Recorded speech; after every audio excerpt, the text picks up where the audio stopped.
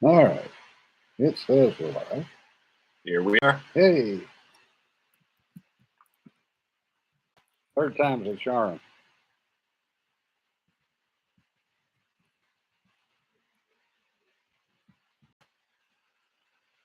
Ah.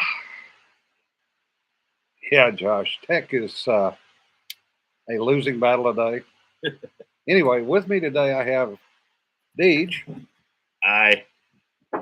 I'll just leave the cameras turned this way. Okay. We'll make this work. Anyway, yeah, I guess to start with, and yes, we're going to talk about writing, but I am just laughing at the whole thing with Elon Musk now being the largest shareholder of Twitter and the meltdown Oh, yes. of the Twitter employees because they had to put him on the board of directors. Hey, he owned the largest share. He owns the largest share, 9.2%. Ah, yes, that is. I mean, I'm just laughing all the way to the bank with that one. Musk knows how to troll. There was a meme going around. I forget exactly what it was, but it was 3 pictures of Mark Ruffalo in the Avengers, and Mark Ruffalo, what is it? Successful people in life, and Angry Hulk, internet trolls, and then Professor Hulk from the last movie, Elon Musk. Yeah. He snuck up on him, RK. He did a public poll asking whether or not he should buy into Twitter. And the poll said yes, so he did. And he now owns 9.2% of it.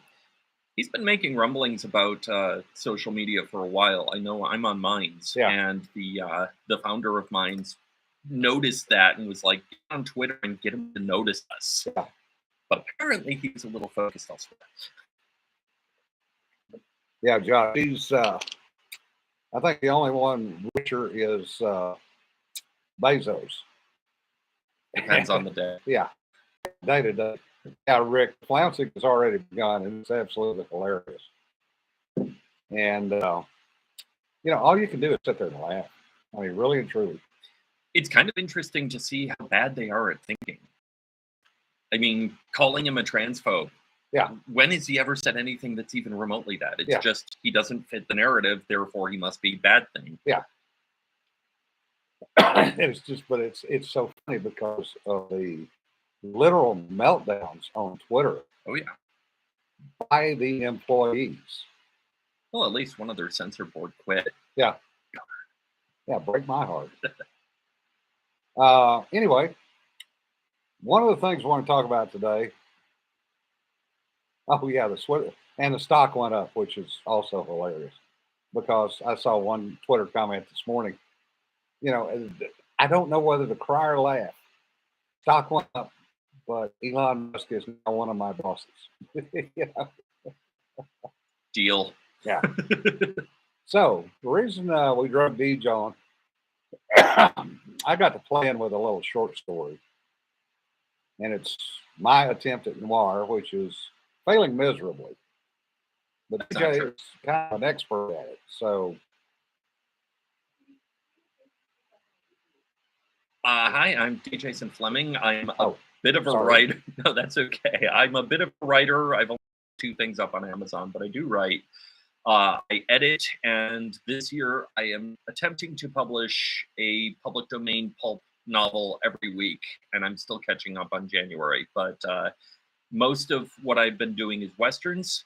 I've also got some noir or hard-boiled and space opera. Lots of space opera.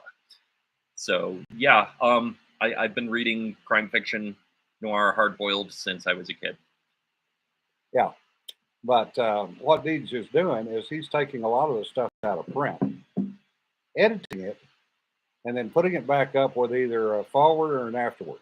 Yep. And they're cheap, they're easy to read, and they're the true genesis of the field, really. Well, I mean, science fiction basically started in 1926 Yeah. with Hugo Gernsback. Yes, there was H.G. Wells and Jules Verne and Mary Shelley, but if you want to talk about it as a genre, Yeah. it's amazing stories. Yep. And crime fiction before Black Mask magazine was a very different thing. It was all cozies, Agatha Christie type stuff, and Arthur Conan Doyle. Yep. Nancy Deege is an editor and author, and he is another escapee from the left coast. Oh, yeah. Oh, even better than that. I escaped from communist China to California. I escaped from California to Oregon. Now I'm in Texas. Yeah. That's true. And the peanut gallery said, don't know if it was an escape or a kidnapping. But anyway, we've got him here. But I made this pathetic attempt, and Deej immediately started going, no, that's not right. That's not right. That's not right. You need to rewrite the whole damn thing. I don't think that's quite what I said, but it was close enough for government work. He could punch up the language, but the first draft was very much a Jim Curtis story, and there's nothing wrong with that. Yeah, it was a random transgression of a story. But the thing is, when you look at genres, now everything is broadened so much. It used to be there was noir, there was science fiction, and there was romance, and then there was fiction. Mm-hmm. And you didn't have much else. And now you've got all these sub-genres that are just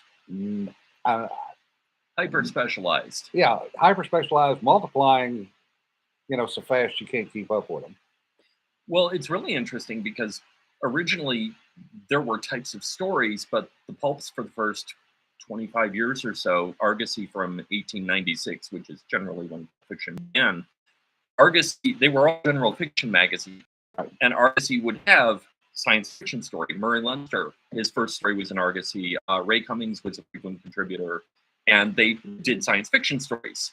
I want to say Leinster's first science fiction story is The Runaway Skyscraper, where a skyscraper gets teleported to a different planet, I think. Yeah. And they have to deal with survival.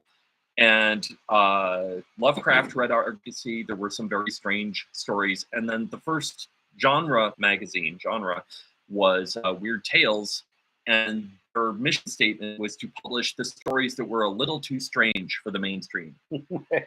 And then they published horror and science fiction and fantasy. Oh, and horror was the other one I forgot. Right. And then they kind of got specialized to more just fantasy and horror once the science fiction magazines started up. But so it's just been a constant fracturing out of specialization. And once you get down to really specific subgenres, I think there's only so much you can do there until you're writing something different. Yeah. And so you get maybe a year or two cycle, and then you're writing something different. Yeah, Rick, that's an excellent point. The ebook distributors, i.e. Amazon, did give them an infinite supply shelf. Absolutely. And that's a good thing. I mean, there are people who absolutely love their subgenre. What is that book that Courtney recommended? Courtney is science fiction romance author, and she writes very good stuff. But there's a particular book that is written by a team of writers, husband and wife, who have a single pseudonym called Dustwalker. And it was a one-off. It was something they wrote just because they loved it. And apparently all of their fans went, oh my God, this is the best thing ever. But it's a really strange sort of a story that a trad pub wouldn't have published. Yeah. Yeah, Richard, that's a good point. The Penny Dreadfuls out of the West were really the start. There were precursors to the pulps. Yes, absolutely. The dime novels, the nickel libraries, the Penny Dreadfuls. Yes, absolutely. I didn't mean to say that it just started in 1896 with no precursor. Yeah. If I said that, I'm sorry. Well, and that was Westerns, which really kind of started the whole ball rolling. And we're kind of science fiction Westerns. Frank Merriwell and his Steam Man on the Plains is one that's on Gutenberg. It's a really odd read. Yeah. And you could say that science fiction started because of Wells, because I can't think of his name now. There was an American writer who published a sequel to War of the Worlds called Edison's Conquest of Mars, and it's the first time ray guns appear anywhere. Yeah. It's a terrible book. And the first military science fiction was right after World War One. Mm-hmm. And I just drew a blank on the guy's name. But it was a perspective of a veteran who was being recalled to serve in the Home Guard in World War II. Okay, I don't know. And he was flashing back to what had gone on in World War One. And how was his prediction of World War II? Pretty accurate. Wow. Okay. And dealing with the death and having to notify the wife of the death of a good friend, and the whole thing. But it was a military. That was really the first military science fiction. And I'm sorry I drew a blank on the name. Kipling, yeah. Kipling had some interesting SF, yes, with the Night Mails and there's one Future War one. I can't remember the name of it. But yeah, Kipling he didn't do speculative often, but he was pretty good. Yep. Yeah. Josh, that's an interesting statement. Frankenstein being more philosophy than horror or sci-fi? Frankenstein is a really good book. It's definitely verbose because it was written, when it was written, and it's written in the Gothic tradition. So that just kind of goes with following on from Walpole. Horace Walpole, I want to say Horace Walpole, Castle of Otranto, first Gothic novel. And it's science fiction retrospectively. You can look at it, and it's about the effects of a discovery of a new technology, although the technology is not explored. It's just the effects of it on Victor Frankenstein and the people around him and his obsession. I mean, it depends on exactly how you want to define science fiction and talk about its evolution, but it certainly is a progenitor of science fiction, among other things. Yep. And, a lot of this is retrospective, as you said, retrospective, looking back, saying, oh, this is the first one. Well, noir is like that, too. The term noir comes from film noir. The mystery stories that were published in the 20s and 30s and 40s were called hard-boiled. Yeah. But Hollywood didn't know it was making film noir. They were making films through World War II that all have a very distinct style. They started to get tropes by the 45, 46. The tropes were still forming in 42 and 43, the proto-noirs, but it wasn't named until the French critics got a flood of American movies they hadn't seen yet, and they went, oh, these are all the same. It's a genre. Yeah. And then it bounced back across the Atlantic, and suddenly we had a genre with tropes. Yeah. And that brings up the next point, the tropes. Mm-hmm. Every genre has a set of tropes. Certainly. And sometimes you can write against the trope, sometimes you can't. Oh, tropes are not a thing that are necessary to include any particular one. You just have to hit, a few of them to be in the genre, and you can work against them, you can undercut them, you can play with them. Yeah. But if you are writing in a hard-boiled style and there's no crime and there's no detective, you can write an interesting book. Lauren Usselman, a writer from the Detroit area, wrote a bunch of hard-boiled stuff. I think he's still around. He writes hard-boiled and westerns. He wrote a book called Edsel. I think it was called Edsel, set in the 50s in Detroit, and there's no crime in it. There's somebody disappeared 20 years before, and that's an element in the story, but it's not solved. And this is based on history in Detroit, actually. It's mostly real people. But it's done in the hard-boiled style. It's an interesting book. It's not his best book, but it's definitely a good read. You can do that, but I don't know if that actually counts as a noir or even a crime novel, since there's no crime. Yeah. Well, and that's one of those that, where does it fit? Sure. Tropes and the deliberate self-ignorance.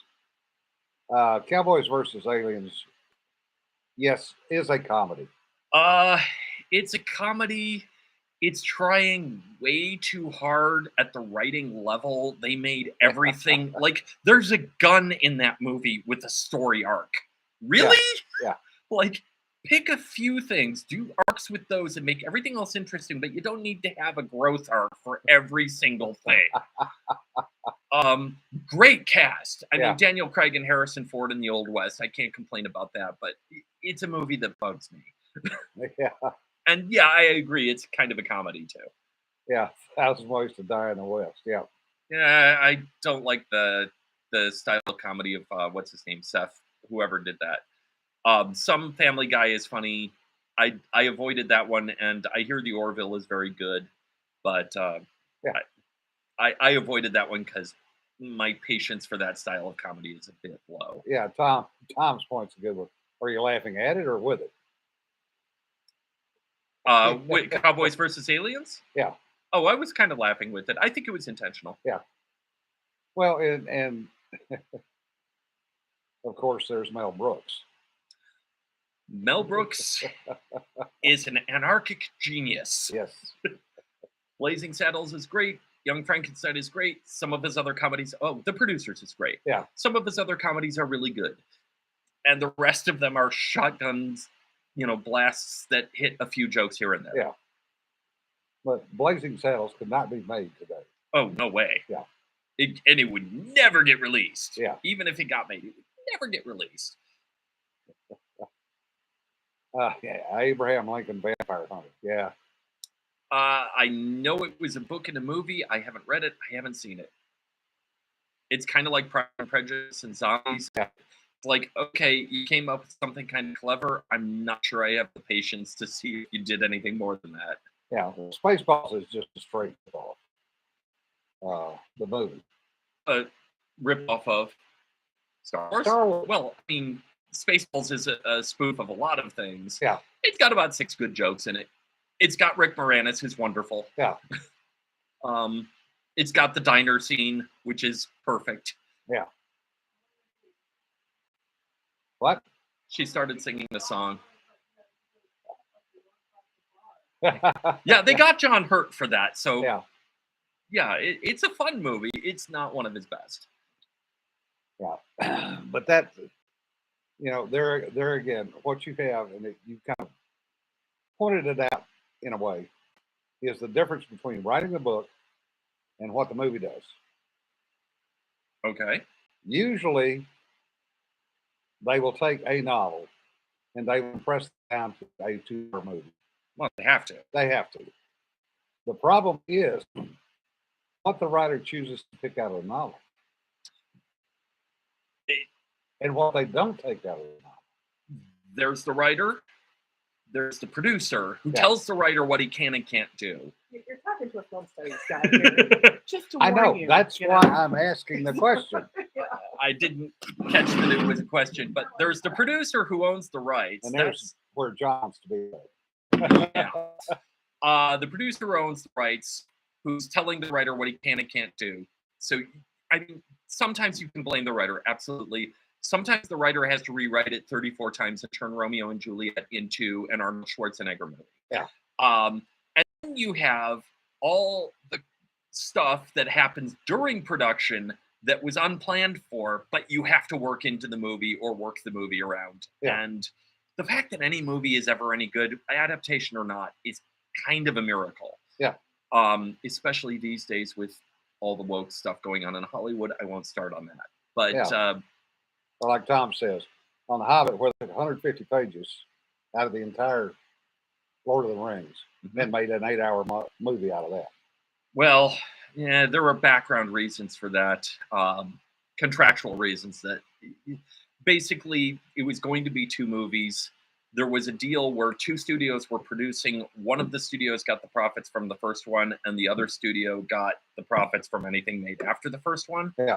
And so they insisted that it become 3 movies instead of 2. It's more complicated than that. Yeah. Still, 150 pages.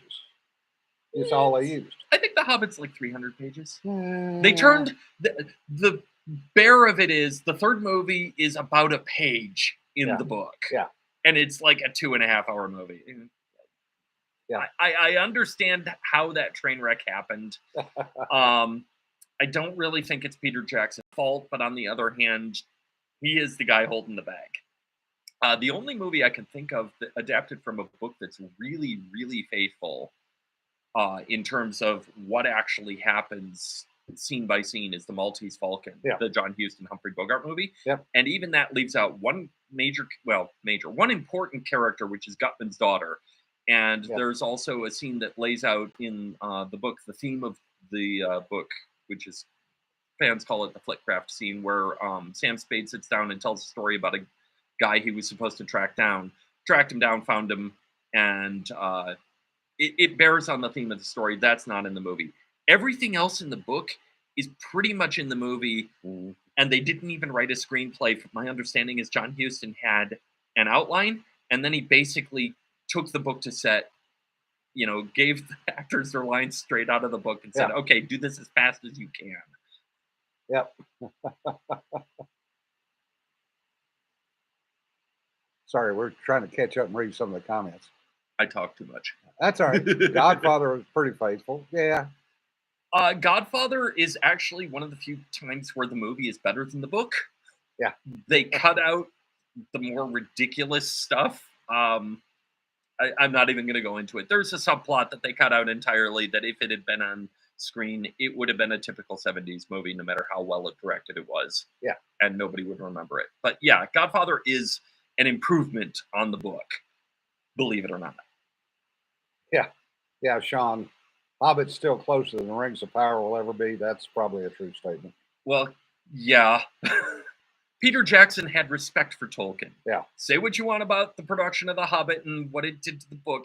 Peter Jackson really does have respect for Tolkien. Yeah.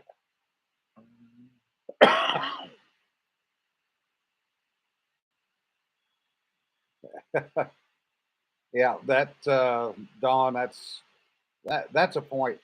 Some people that never read the books will enjoy the movies. Oh, I know for a fact that the original Lord of the Rings trilogy got all kinds of people to read the books. Yeah. And I knew several of them. And so that's not a bad thing. And the original trilogy was a really good adaptation, despite the screeching of certain purists. Yeah. Well, and the other side of the coin is Jaws, the movie, became Jaws, the novel. They actually... No, the novel came out a couple years before the movie. It did? I thought they updated the novel to reflect the movie. Not the edition I read. Yeah. There were significant and not good differences. I can think of a movie where the making of the movie prompted the writing of the book, and they pretended that the movie was based on the book, which was Hondo. Kind of the book that made Louis L'Amour a name. He'd been publishing before that, but they made a movie, and the original script was based on something Louis L'Amour wrote. And during the making of the movie, or the lead up to the making of the movie, they changed it completely, and John Wayne felt bad. Yeah. And he showed the movie to Louis L'Amour and said, you write this, and you get it out before we put the movie out, because it was shot in 3D and there was some sort of production holdup. And I'll give you a quote. And so L'Amour wrote Hondo. Yeah. It was published, I think, by Gold Medal, saying, with the movie based on this book. And John Wayne said, this is the greatest Western I've ever read, or pretty much that. But I'm trying to think if there's probably a few other books that were, they started as the movie, but it's not common. Yeah. I mean, there are novelizations, but like an actual book, that's not just a work for hire. I can't think of any off the top of my head. I know there have been some, and I can't. Oh, there have to be some. John, I'll come tell the story. Uh-oh, what story? Hang on, let her get up here. So Starship Troopers, interestingly enough,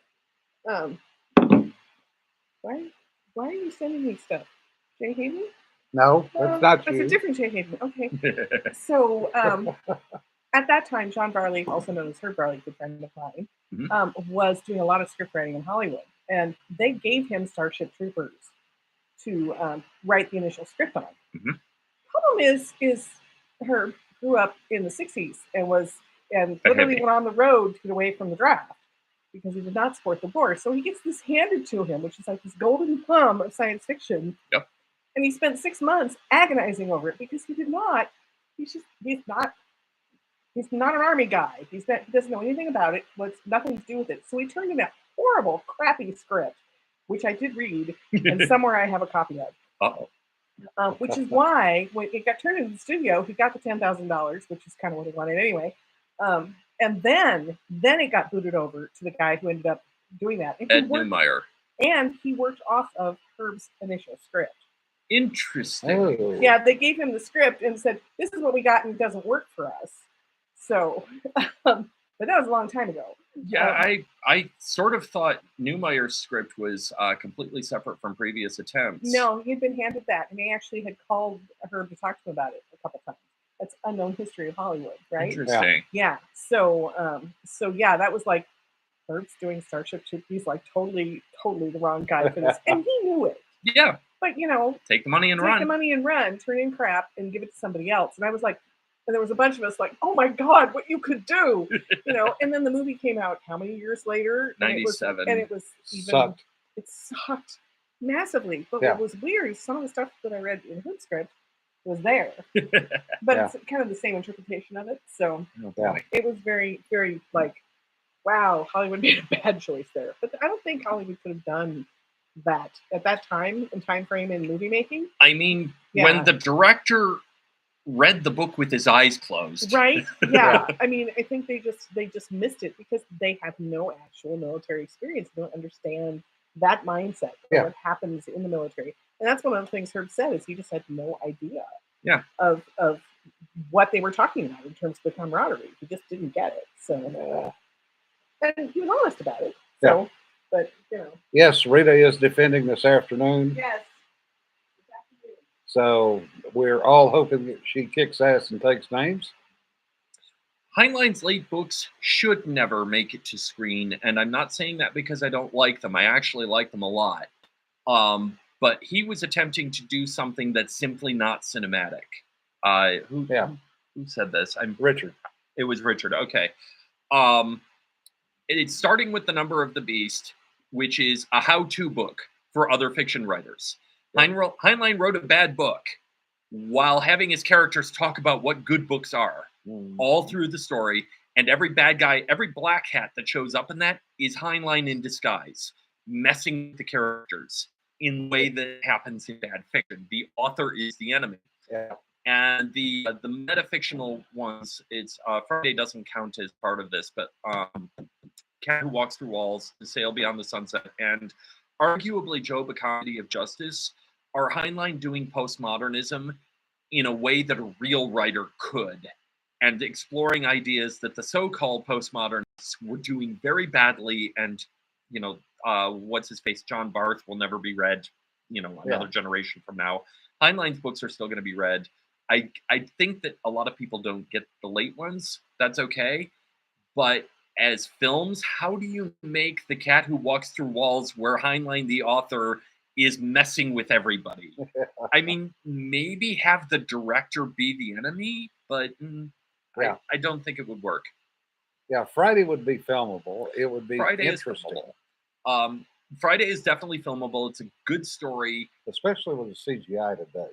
Oh, sure. I would want some practical, but that's a whole technical thing. The backpacks would be easy to do in CGI today. Sure, and the skyhook or beanstalks. What I would be disappointed by inevitably by a Friday movie is what makes the book so interesting to me, apart from the story, which is a good story, is that it's Heinlein revisiting some ideas he played with in the novella that it's kind of a sequel to. I want to say it's Golf. Yeah. And also Citizen of the Galaxy, and he comes to different conclusions, and the tension between all of the different themes he explored throughout his life is really interesting, and it's just not going to happen in a movie. How can you do that?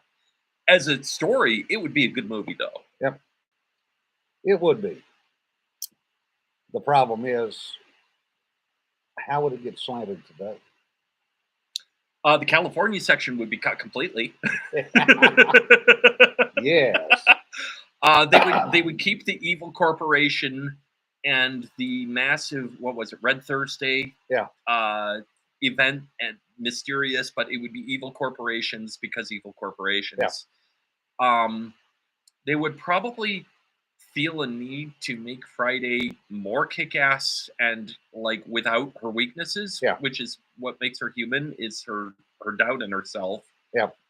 No, with a budget from a big studio, they wouldn't get it right. They couldn't. And they would screw up the lottery because they don't understand the whole European lottery thing. Right. Isn't that Glory the Irish sweepstakes? Yeah. Okay. I don't remember that in Friday. It's been a while since I read Friday. Glory Road would also be another one that could be. They would have to change a lot of the detail if they kept the what does the hero do after he's won the girl, won the day, and has to sit around home bored as the end. It would not make money, but it would be true to the book, and I would be okay with that. Yeah. Jumping to another author, and the pearl clutchers would heads would explode. Oh, John Norman Gore? There are 2 Gore movies from the 80s, and they're awful because they were shot in Italy. But I don't consider John Norman to be all that great of a writer. Couple of interesting ideas dragged out over 30 books or something. He kept all books alive, so that's a good thing because... Yep. Stopped reading Heinlein after Stranger. I read Stranger as a teenager, and I enjoyed it a lot, but I'm weird. Yeah. Stranger in a Strange Land is never the book I would suggest someone read first from Heinlein. It's one of his important books, but it's really atypical of his style, really. Yeah. And you can kind of feel him struggling with it because it took him 10 years to write that thing. He didn't know where to go. And you can feel all the points where he was like, crap, what do I do now? Walk away from it for a year or two and come back and, okay, I can do this. Yeah. MST 3000. Yes. On Outlaw of Gore, Outlaw of Gore is the second one. The first one has basically the same cast except for Jack Palance. And the MST3K is one of the best episodes they ever did. Yeah. The movies are fun. They're 80s cheese. Yeah. They have Rebecca Ferrati, which is never a bad thing, even though she can't act. She was not there for acting. This is true. So anyway, we've gotten a little far afield from writing. Oh, sorry. 50 Shades. Oh, God. We're not going to talk about 50 Shades. Yeah. Jack Palance.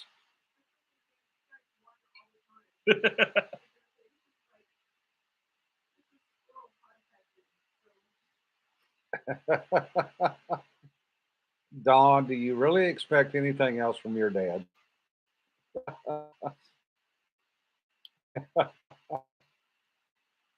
Oh, yeah. This thing is gone. So what are you going to talk about with writing? From an editor's perspective. Okay. What do you think your major job is as an editor? Let me split that into a 2-part question. Okay. One being what you're currently doing with bringing back the stuff from the 1920s and 30s. Oh, well, that's easy. I do as little as possible. I try to conform the text to what was originally published, and then if there's anything that's usually racial that would be unacceptable to readers today, I rewrite that as minimally as possible and put in an appendix of what it originally was. Yeah. There was, I want to say, one of the recent Charles Alden seltzers I published had nothing to change except the final chase. The hero's on a black horse chasing down the bad guy with, who's taken the girl. Yeah. And they're going over hill and dale overnight, and he's catching up. It's actually pretty well written. It's Seltzer's best novel that I've read so far. And at the end of one chapter, he leans down to his horse and says, "We're catching up to them," and says the horse's name. The horse is black. Do the math. Yeah. And it's clearly not meant to be a negative thing, but it took me right out of the story. So I changed the name and I put in a little appendix of why. Other than that, I try not to change too much simply because I'm trying to bring back what was there and is not. I generally publish things that are not available on Project Gutenberg yet. Yeah. And sometimes they beat me, but mostly I'm looking for stuff that's not commonly available. Yes, the library anthology is coming along. We're up Gotta to finish my story. yeah, we're up to 9. Yep. Koala, send the damn thing in. Deej, hurry your ass up. Yep. Uh, No. We've got to see Ian's face. yeah. Thursday, yeah. Thursday. We'll do that Thursday.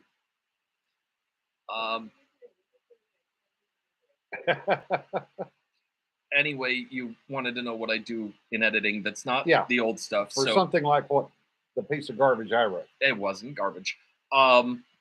It's my writing. I'll call it what I want. You can call it what you like. I won't. So, first of all, there's 3 levels of editing, and I only really do one of them. Okay. It's called the editing funnel. Generally, you start with structural editing, or sometimes called developmental, and then there's copy editing, also called line editing, and then there's proofreading. Proofreading, you're making sure everything's right. Yeah. Copy editing or line editing, you're making sure the language is clear. So if there's a sentence that can be interpreted 2 ways, but the writer only meant one of them, you reword it. Mm-hmm. You know, and it can also be a style thing, but it's at the sentence and paragraph level. Right. Structural editing, which is what I usually do, although I'm going to punch up his language a little bit and leave it bleeding in an alley. Structural editing is reading the story to make sure it works. It's called developmental editing sometimes because in TradPub, what writers would do would be write 3 chapters, an outline of the rest of the book, send it in, and then work with an editor as they were writing. What I do usually is read the draft that the writer has. You know, I prefer having a complete story because I see the story in my head, and then I can take pieces out and see what works, what doesn't. Yeah. And I mean, if people think of editing as making the language better, what I do almost isn't, because what I do is I read the story and then I write a letter saying, here's what doesn't work, here's how I think it can be made better, and here's what you absolutely should change no matter what. Yeah. RK, we are not doing frigging panels this weekend. No. There'll be panels, they just won't be formal panels. There are no panels. Get enough booze into some of us and we'll do panels. Or expound anyway. The whole purpose of this was no panels. You're calling it a con, and there's no panels. That's right. Okay. Sit on your ass, do absolutely nothing. Talk to people if you want to. You can sit in the corner and write. I don't care. No friggin' panels. RK, biggest editing challenge is to edit while keeping the writer's voice intact. That is my greatest fear as a structural editor, and I am very careful to, when I talk to writers about things, to say, this is something that I feel. It might be because of who I am as a writer rather than as an editor. I try to mark stuff off that's objectively needs to be changed and things that are personal taste. But it is a big, big danger, and I'm definitely aware of it. Yes, Tom, that's exactly what it is. A 3-day bender with your friends. It's a non-con. The no shit there I was panel. I think that's what Fool's Con is a 2-3 day no shit there I was panel, right? For some people, yes. Yes. Some of the side conversations get rather interesting. We have had women turn around and go the other direction after listening for about 30 seconds. But, you know, the thing is, the way you talk about editing, mm-hmm. And then when I look at some of the other things that I've seen where the authors who are fairly good authors are absolutely in an uproar over what the editor has done to their story. You know, where they have literally chopped it up to the point it's unrecognizable. Sure. And Oh, there was a Western writer, Richard S. Wheeler. He just passed away a couple of years ago. He used to do blogs on the publishing industry and professional writing. And then it was weird. He would do it for 2 or 3 years and then take everything he wrote down and then start over. Yeah. Which is unfortunate because he had brilliant insights. But he basically documented that editors in the 70s and before knew what the hell they were doing. Yeah. If they marked up a manuscript, they were making it better line by line. Everything was at least defensible. And editors after about 1980 didn't have a clue except for a very few. There are good editors. There's at least one good editor in Trad Pub. Yeah. That would be Toni Weisskopf. I know she's an excellent editor. Yeah. But the rest of them, I mean, the publishing houses are agenda driven. Yeah. To begin with very few exceptions. Well, I'm thinking of one particular and I won't say who it was, but their novel was given to a college class to edit. Each student got a chapter to edit. Oh, I bet I know who that was, but I'm not going to say anything. And it was sent back, and basically the author was told, fix this. I know an author who is now indie, and I'm not going to be more specific than that, who turned in a book, didn't get a response for almost a year, and then got an editorial letter complaining about things that weren't in the book. Like the main character wasn't the same as in previous books in the series because that character wasn't in the book. It was a different protagonist. And the editor had no clue because he hadn't read the bloody thing. Yeah.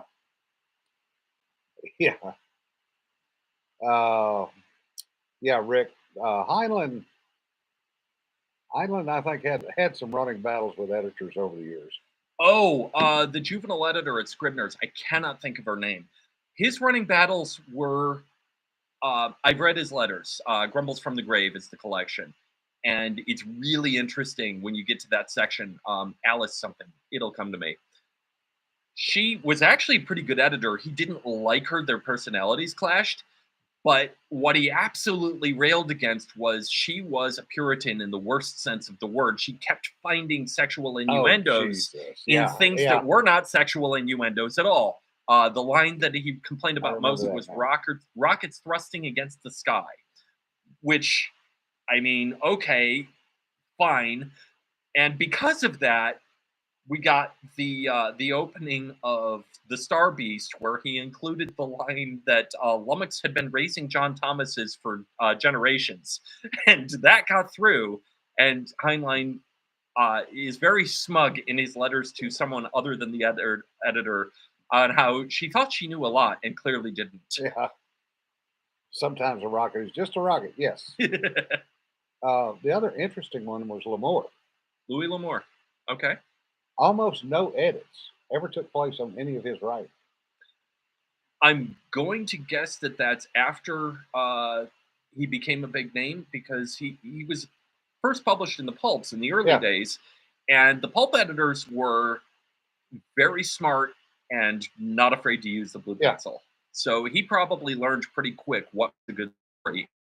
He learned, because he's L'Amour. When he got tagged to write the Hopalong Cassidy stuff under the pen name Jim Mayo. Okay.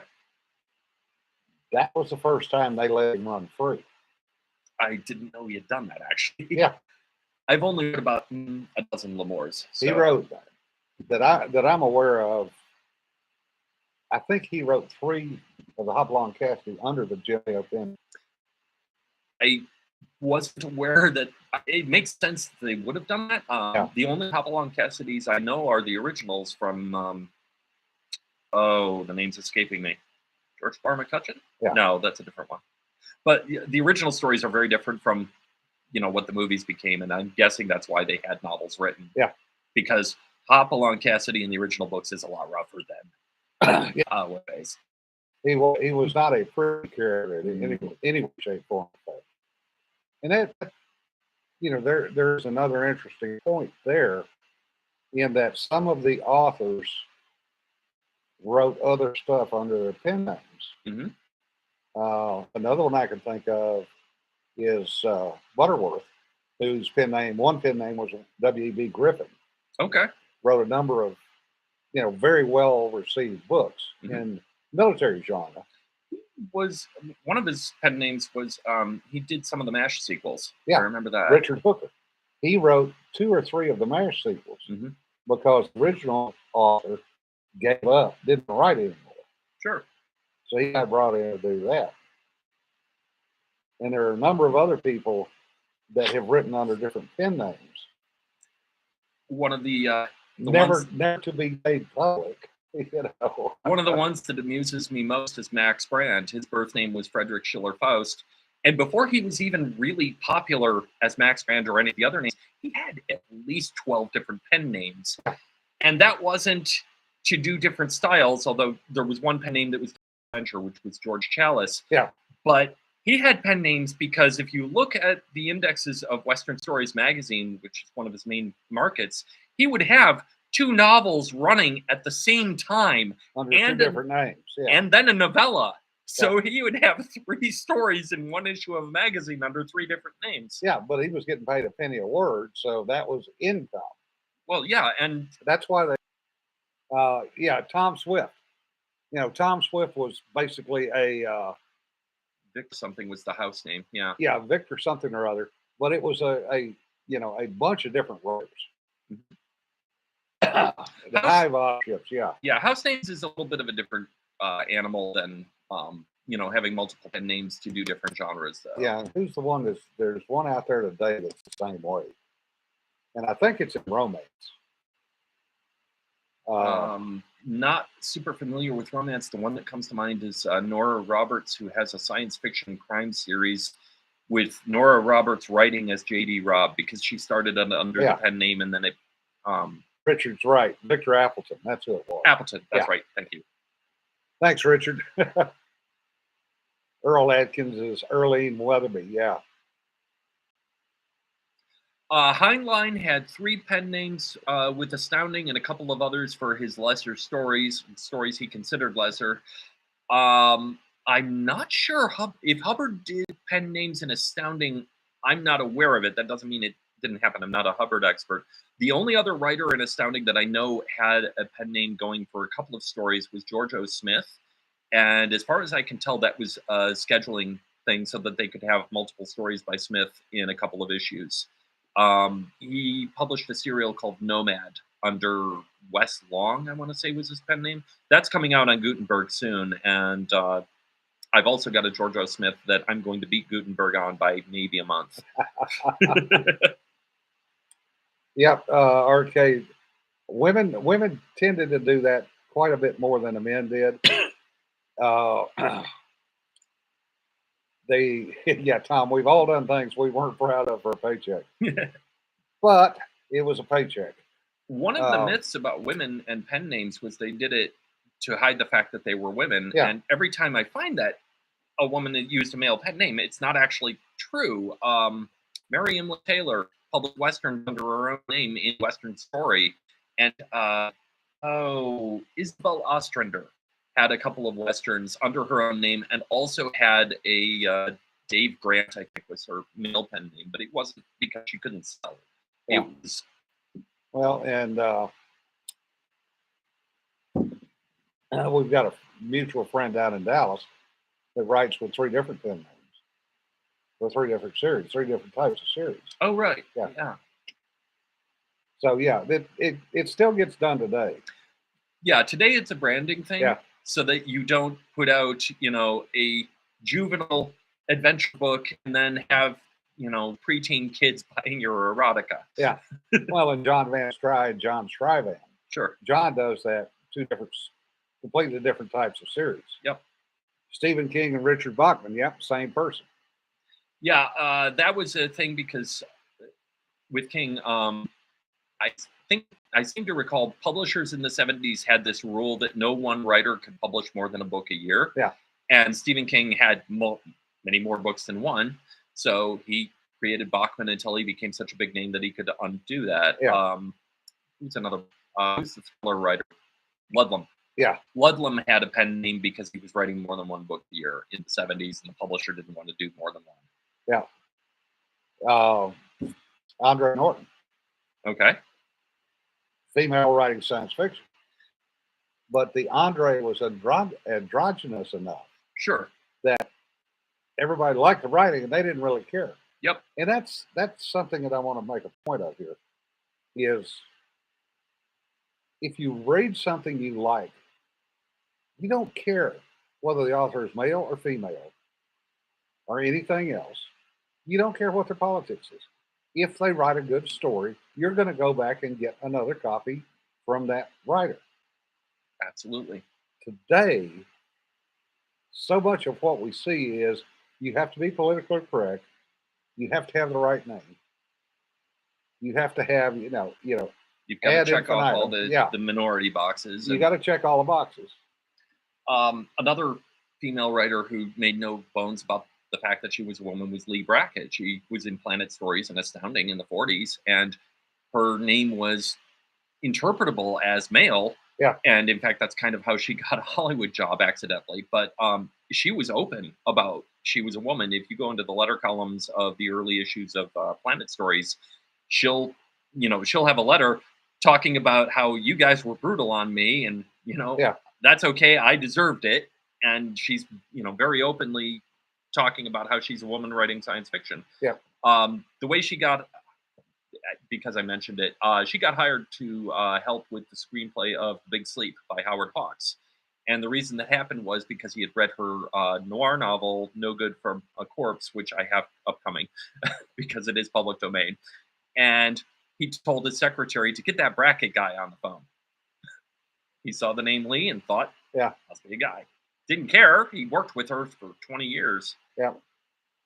Yeah, Bill. Ian does regularly say, and I do too, it's all about the Benjamins. Absolutely. That's why we do this. It's allowing us to put food on the table, do things that we want to do. A lot of confused pickle. God. Don't give him any ideas, Richard.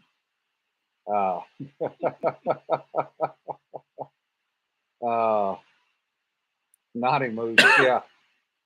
Oh God, Tom, no, we do not need any moonshine pickles. Klondike bar. The reason Ian is not on here is Ian had to go in on an emergency backup at work, so. So you got discount. Yeah. But anyway, I want to thank you for coming on short notice. You're welcome. Totally unprepared. You've done very well. I yak too much. But what your knowledge base is what is fascinating. Okay. Because you bring something to the group that none of the rest of us has. And that is that knowledge, the ability to edit, and the ability to get the history right. Well, I try. Yeah. And that's, this is why, we talk about the group that is migrating down here, forming down here, whatever you want to call it, because we want to have fun. And that brings up something, the last thing I want to talk about today, and that is if you're going to a con, for example, FinCon in September, go to have fun. Absolutely. Don't go to be an asshole. We get enough of them at the cons anyway. Go to have fun. Make the con directors appreciate the people. That's our whole goal. We want to make the con succeed because the more the con succeeds, the more chance people get to read the books, know the authors, and know that contrary to what the left is putting out, we're not assholes. So on that note, we're going to call it a day. Y'all have a good one, and appreciate y'all hanging with us as we jump from attempt to attempt to attempt. Thanks for putting up with me. Yep. Yeah, Josh, that's what I was talking about. Remember, don't sweat the petty stuff, don't pet the sweaty stuff, and Jonna will be in charge of all the ribbons. Bye.